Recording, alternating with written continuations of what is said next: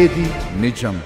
నమస్కారం, బాగున్నారా? నేను మీ టీఆర్కే ఏది నిజం అనే కార్యక్రమం ద్వారా మీ ముందుకు వచ్చాను. నేను క్రైస్తవునని, ఒకరు నేను హిందూ అని, లేదు ఇంకొకరు నేను ముస్లిం అని, నేను సిక్ అని, నేను బుద్ధిస్టునని ఆలోచించకుండా ప్రతి ఒక్కరు నేను ఇండియన్, నేను ఈ దేశ పౌరుణ్ణని, లేకపోతే నాకు మానవత్వం ఉందని, అందరూ నాలాంటి మనుషులే అని ఆలోచించిన రోజు మన దేశము చాలా బాగుంటుందని నా ఆలోచన. ఈ దినము FCRA బిల్లు గురించి మాట్లాడదాం. ఈ FCRA బిల్ అంటే ఏమిటి? ఈ క్రైస్తవులు దీని విషయము బాధపడుతున్నారు, అయితే FCRA బిల్ పాస్ అయితే ఇబ్బంది అవుతుందని ఆలోచిస్తున్నారు. అసలు ఈ FCRA బిల్ అంటే ఏమిటి? FCRA అనే ఫుల్ ఫామ్ కి మనం అర్థం ఏంటి చూస్తే, ఫారెన్ కాంట్రిబ్యూషన్ రెగ్యులేషన్ యాక్ట్. అంటే బయట దేశం వారు ఎవరైతే మన దేశానికి డబ్బులు ఫండ్స్ పంపిస్తే ఇది FCRA బిల్ కిందకి వస్తుంది, అంటే ఆ యాక్ట్ కిందకి వస్తుంది. 2010లో ఈ ప్రిన్సిపల్ లాని FCRAని వాళ్ళు అమలులోకి తీసుకొచ్చారు.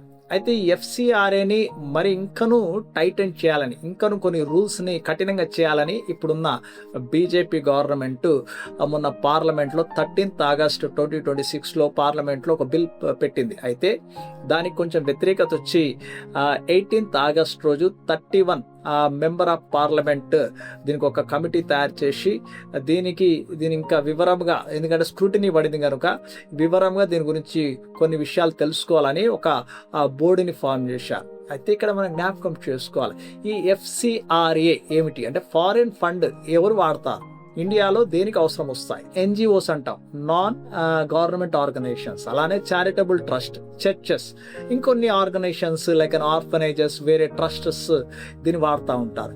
దీని ద్వారా వాళ్ళు ఏం చేస్తుంటారంటే, కొంతమంది స్కూల్ నడిపిస్తారు, కొంతమంది హాస్పిటల్ నడిపిస్తారు, కొంతమంది ఆర్ఫనైజెస్ నడిపిస్తారు, అనేకమైన మంచి కార్యాలు చేయడానికి నడిపిస్తారు. ఇందులో లోపాలు లేవా అంటే తప్పకున్నాయి. కాకపోతే ఎక్కువ మట్టుకు దిస్ విల్ బి యూజ్డ్ అంటే ఈ యొక్క డబ్బుని హ్యుమానిటీ గ్రౌండ్స్లో వాడడానికి ప్రయత్నిస్తుంటారు. అయితే అనేకమైన కాన్వెంట్ స్కూల్ మనం చూస్తూ ఉంటాం, క్రైస్తవులు రన్ చేస్తూ ఉంటారు.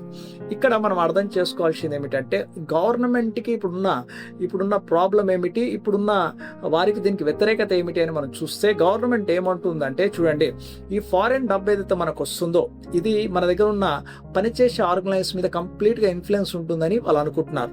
రెండవది, foreign contribution must be transparent. ఒకవేళ వాళ్ళు ఎంత డబ్బు పంపించినా కూడా ఎందుకు పంపించారు, ఏంది నిమిత్తం, మధ్య ఎలా వాడుతారు, తప్పకుండా ఇది ట్రాన్స్పరెన్సీ అనేది కావలసినది. ఇంకోటి గవర్నమెంట్ ఏం చేస్తుందంటే, ఇంకోటి ఆలోచిస్తుంది, ఈ యొక్క ఫండ్ మీద స్ట్రాంగ్ పవర్ దానికి ఉండాలని, అంటే ఏమవుతుంది, ఎందుకు వస్తుంది, ఇవన్నీ స్ట్రాంగ్ పవర్ ఉండాలని వీరు ఆశ కలిగి ఉన్నారు. ఇంకా చాలా పెట్టి అది బిల్ని పాస్ చేశారు. అయితే ఈ యొక్క క్రైస్తవ ఆర్గనైజేషన్స్ ఏమనుకుంటున్నాయంటే, దీనివల్ల అనేకమైన FCRA ఆర్గనైజేషన్స్ ఏవైతే ఉన్నాయో ఆ ఫండ్స్ రిసీవ్ అయ్యే ఆర్గనైజేషన్ అవి లైసెన్స్ క్యాన్సిల్ అవుతాయని బాధపడుతున్నారు. దీన్ని క్రైస్తత్వానికి వ్యతిరేకంగానే ఈ బిల్లుని తీసుకొచ్చారని అనేకమైన క్రైస్తవ ఆర్గనైజేషన్స్ కూడా దీని విషయమై వారి వ్యతిరేకతని కనపరుస్తున్నారు. బయటి దేశం వాళ్ళు కూడా దీనికి సపోర్ట్గా, మీరు దీనికోసం ఎందుకు దీన్ని తీసుకొని వస్తున్నారో, ఎందుకు అంత అవసరము అని వాళ్ళు మాట్లాడుతున్నారు. వాస్తవం చూడాలి అంటే, మన ఇండియా గురించి మనం మాట్లాడితే, మన ఇండియా మొత్తము 143 crores పాపులేషన్తో కూడింది. అయితే ఈ 143 పాపులేషన్లో మనము పావర్టీ లైన్ అంటే పూర్ కంట్రీగా మన మొత్తం ప్రపంచ దేశంలో మన ఒక కంట్రీని కూడా పావర్టీ లైన్ ఉంటుంది. ఎలా అంటే మిడిల్ క్లాస్ వాళ్ళు మనం 16.1% అంటాం. 16.1% అంటే 23 crores పీపుల్ వాళ్ళ దిన ఆదాయము 450 రూపాయలే ఉంటుంది. చాలా మంది మిడిల్ క్లాస్లో ఉంటారు. అయితే ఈ ఇండియా ఎంత గొప్ప కంట్రీ కదా, ఇండియాలో ఎంత ధనవంతులు ఉన్నారు కదా, ఇండియాలో ఎంత ధనం ఉంది కదా, ఇదంతా ఎక్కడ ఉంది అని మనం చూస్తే 10% అంటే పాపులేషన్లో ఈ యొక్క 10% దగ్గరనే ఈ ఇండియా ధనమంతా వాళ్ళ దగ్గరనే వాళ్ళు సమకూర్చుకున్నారు. వారి కోసం, వాళ్ళ పిల్లల కోసం, వాళ్ళ పిల్లల కోసం తరగని ఆస్తులు సంపాదించుకొని పెట్టుకున్నారు. వీళ్ళే ఈ ఆధిపత్యాన్ని చెలాయిస్తూ ఉంటారు. అంటే ఈ అన్ని ఏవైనా కూడా ఈ దేశానికి అవసరం వచ్చేవన్నా కూడా వారు జరగనీయకుండా ప్రయత్నిస్తుంటారు. చూడండి, సింపుల్గా చెప్పాలి అంటే, మనకు 1947లో ఇండిపెండెన్స్ వచ్చింది. మొన్ననే మనము 15 August చేసుకున్నాం, 8 years సెలబ్రేషన్ చేసుకున్నాం.